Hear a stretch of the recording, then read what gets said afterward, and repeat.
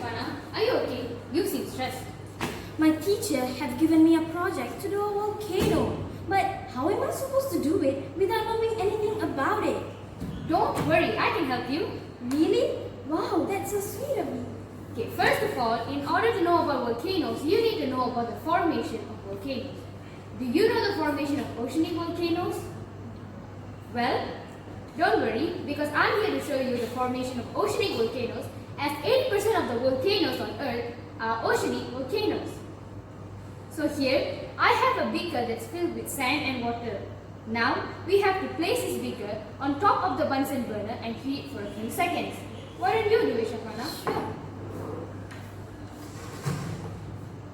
Please be careful while heating the Bunsen burner, as it can be very hot. I need some help, please.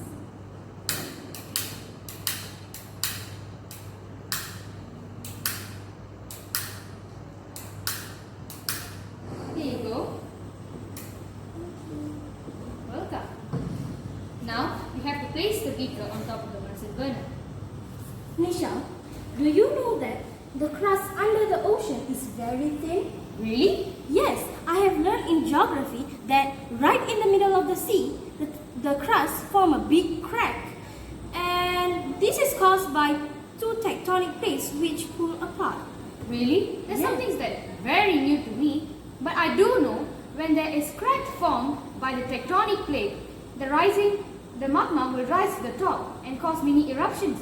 That should be true too. Now, let's wait for the result of the experiment. I'm pretty sure it's going to make you feel interested. Wow, Nisha, what is that? Something is coming out of the sand. Yes, it looks purple in color. What do you think it is? It's magic. Well, what you didn't know is at the beginning of the experiment, there was wax placed at the bottom of the beaker, which was covered by the sand. Silly you. Hey, that's so mean. I'm sorry, but anyways, this experiment actually is going to show you the formation of oceanic volcanoes. As I said earlier, the wax below the sand at the bottom of the beaker actually is representing the liquid hot magma that can be found under the surface of the sand. The wax liquid that bubbles through the surface of the sand is actually showing the mini eruptions that occur under seawater. Oh, so each wax bubble on the sand surface is actually an underground volcano? Yes. Oh, so as the wax bubbles through the surface of the sand, as it meets with the cool water, it solidifies. Now let's turn on the Bunsen burner. So to explain further, let's use this diagram. So as we can see, this is the seawater and this is the thin crust that's under the sea. So this is called the molten rocks, which is also known as the magma. This crack is formed by the crust when two tectonic plates are pulling apart. So when the molten magma meets the surface of the sea, it is causing mini eruptions. And when it causes mini eruptions, this molten magma actually hardens as it meets the cold water, causing a new crust to be formed, like this. Just like the wax. Exactly! And this process repeatedly occurs until new crusts are formed, like this, until you get a volcano. That is why these days when you see volcanoes, they are tall, because normally these crusts meet seawater and they get harder and new crust is being formed. So basically, this demonstration is only showing you that every volcano is actually just the process of the magma meeting something cool and becoming hardened. Oh, that's interesting. So what's next, Nisha? So since you're talking about volcanoes, next experiment is going to be based on the magma temperature, which is how does the magma react to the heat? That sounds interesting. So now, I have a small jar that is filled with butter. So tilt it slightly and observe what happens. The butter sticks to the bottom of the jar and will not move. Okay then, I'm going to take this bowl and I want you to fill this with hot water. Please be careful because hot water can cause injuries.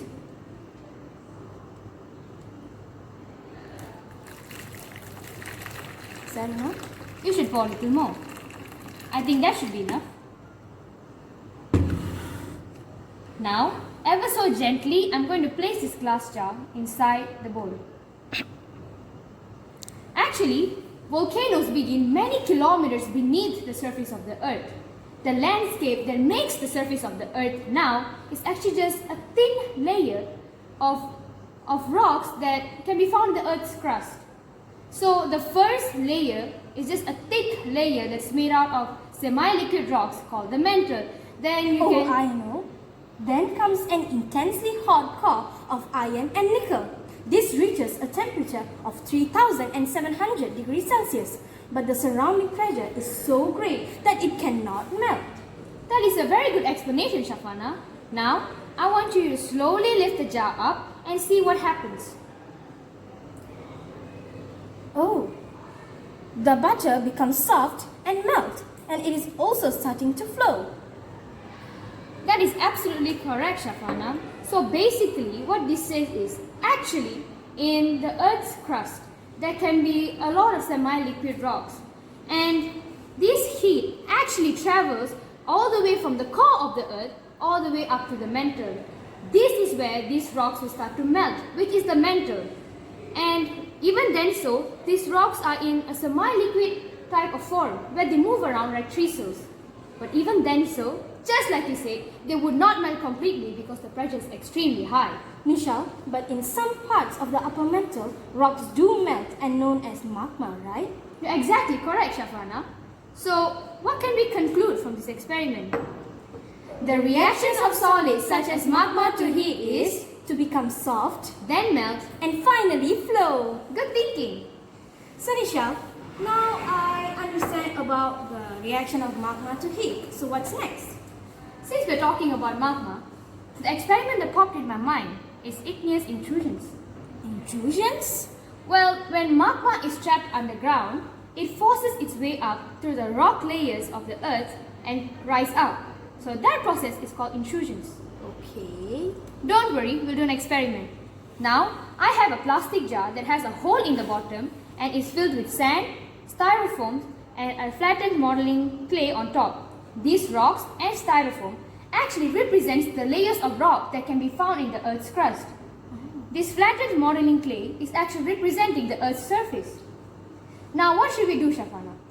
I guess we have to take this bottle and force the neck of this bottle through the hole which is done in the bottom of the jar.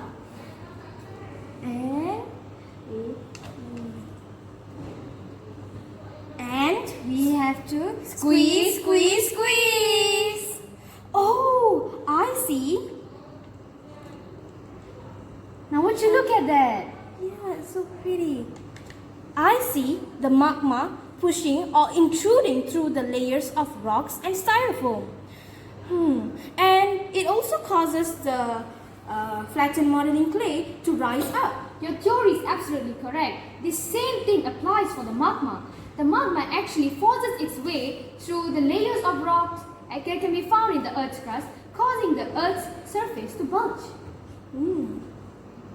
So Nisha, now I have learned about the formation of volcano, the melting of magma, and igneous intrusions. But why does the magma rises? That is a very good question.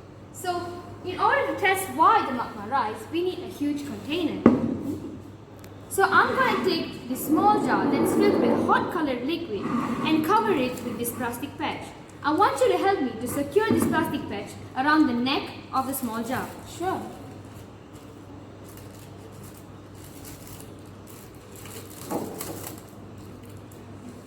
Now I'm going to poke 2 holes into this plastic.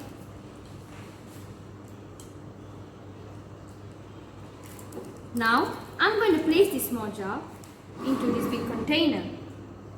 Now this is where I need your help. I want you to fill this big container with the water over there. Sure.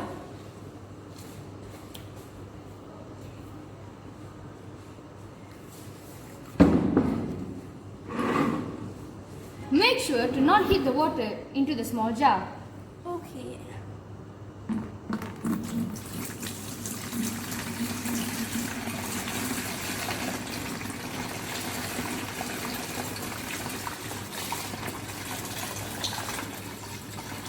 Maybe I can help you with that. So now, this is where the magic begins.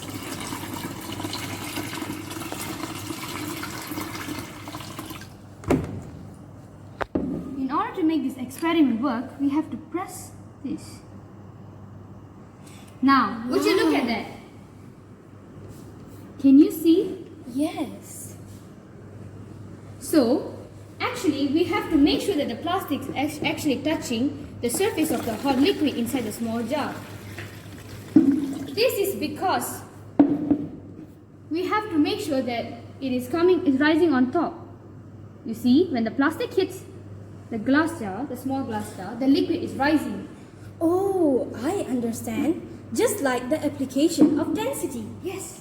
Hot water is less dense than the cold water. Therefore, it rises to the top. The same concept applies for the magma. The magma is less dense compared to the semi-liquid rocks surrounding it, causing it to rise towards the top of the earth. Oh, So now, Shafana, I have a question. Do you know what happens at the very end when all this process occurs? oh, I know. It's Eruption!